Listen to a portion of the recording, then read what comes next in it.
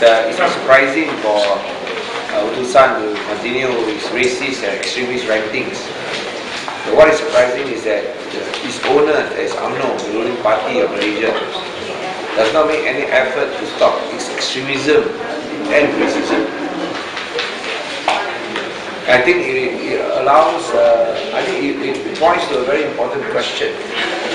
What is the meaning of One Malaysia if you still allow a paper that wants to celebrate May 13 tragedy as a holy and auspicious day? And if their suggestion that the Barisan Nasional should punish voters merely because they exercise their democratic rights to choose who they want to be their elected representatives, if they are to be punished just because they want to exercise their freedom of choice to vote or to choose their elected representative, what is the point then of holding elections? When you talk about elections, everyone has the right to choose.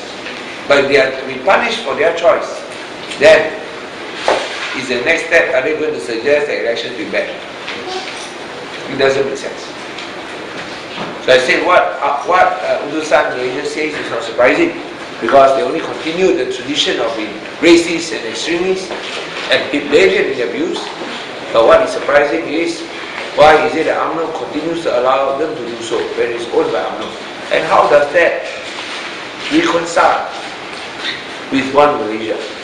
It is not One Malaysia. It is one Hitler. To stress again that DAP would not have won 12 seats without the support from non-Chinese voters. Because in the 12 seats that we contested, 4 seats, the Chinese were either 50% or even less, 51% or even less, in 4 seats. So we would not have won 12 seats without substantial support from non-Chinese voters. And in some seats, we will not have won with a comfortable majority without the support from the Iban voters. In Kota Sentosa, for instance, we last won by 500 votes. This round we won by 5,000 votes, a tenfold increase. And the reason was because the Iban voters exceeded or reached nearly 50%.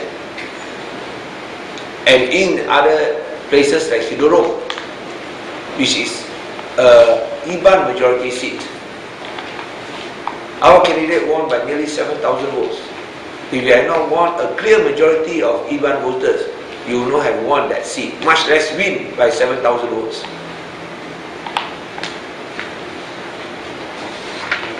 So there is a clear support from urban voters in Sarawak, regardless of race, regardless of religion, for Pakatan Rakyat and the DAP, as far as urban population is concerned. But we still have to work hard in the rural areas. Chinese, whether they are Ibans or whether they are Bidayus and Melanau. For instance, in Bawang Asam, it was won by Wong Sun Ko. It's a Chinese majority seat. But we lost the seat because we could not get the support from rural Chinese voters. So if you say if there's any divide, it is the urban-rural divide, not the racial divide.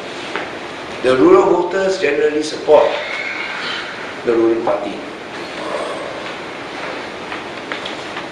even though they may be Chinese or Ibans or other races.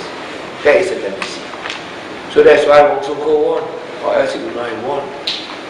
We could win in seats where there are less than 50% Chinese votes because they were in the urban areas and where I think they are more aware and they want change. You should come to Sarawak to see the yearning for change amongst the urban voters. I mean, for the Chinese voters, we shout Kai Pian. For the Malay voters, we shout Jom Tuba. For the Iban voters, we shout Nak Sayuk.